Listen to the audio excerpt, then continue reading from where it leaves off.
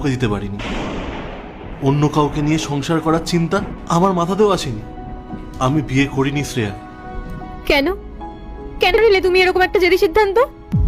তোমার তো সব আছে, কেরিয়ার আছে, তাহলে কেন এরকম একা রয়ে গেলে? তুমি তো জানো শ্রেয়া, আমি তোমায় কতটা ভালোবাসতাম। তুমি চলে যাওয়ার পর আমার আর কারোর প্রতি মন আসেনি। এই সম্পর্কটা ভেঙে যাওয়ার পর আমি পাগলের মতো দিনরাত কাজ করেছি, নিজেকে প্রতিষ্ঠিত করার চেষ্টা করেছি।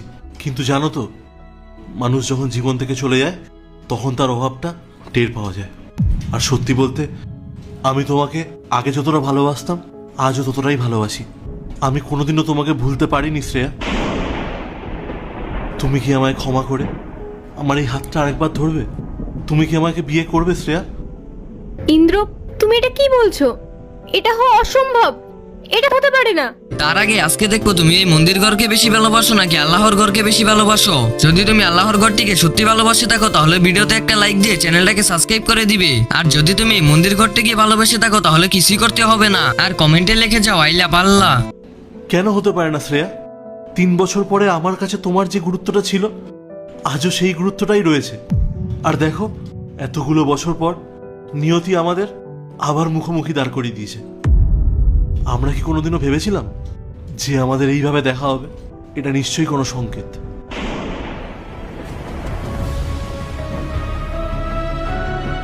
মা কখন বাড়ি যাবো? আমার খুব খিদে পেয়েছে। এক্ষুনি যাবো মা, আর একটু দাঁড়াও। শ্রেয়া, এটা তো আমার মেয়ে। হ্যাঁ, এটা আমারই মেয়ে। এবার তো বুঝতে পারছো ইন্দ্র, আমি কেন না বলছিলাম। আমি জানি এই সত্যিটা জানার পর তুমি আর কোনোদিন আমাদের মেনে নিতে পারবে না, আমাদের পথ আলাদা। তুমি আমাকে ভুল ভাবছো শ্রেয়া। আমি এই সব কিছু জানার পর আমি তোমাকে বিয়ে করতে রাজি। কিন্তু ইন্দ্র, সমাজ, পাড়া প্রতিবেশী, তারা কি বলবে? তাদের কথা ছাড়ো, তুমি নিজের পরিবারকে কি বলবে? তারা কি মেনে নেবে যে তুমি একজন বিধবাকে বিয়ে করেছো, যার একটা সন্তানও আছে? শ্রেয়া, পাড়া প্রতিবেশী, সমাজ, পরিবার কে কি বললো তাতে আমার কোনো যায় আসে না। আর আমি তোমাকে একবার হারিয়েছি। আমি ভেবেছিলাম আমি তোমাকে আর কোনোদিনও ফিরে পাবো না শ্রেয়া।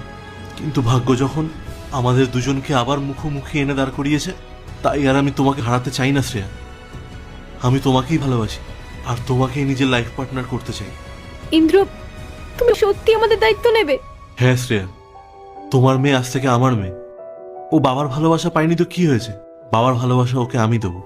আমি আজ থেকে ওর সব দায়িত্ব নেব। বাবু, তোমার নাম কি? ঋতিকা। খুব সুন্দর নাম তো। একটু এদিকে এসো।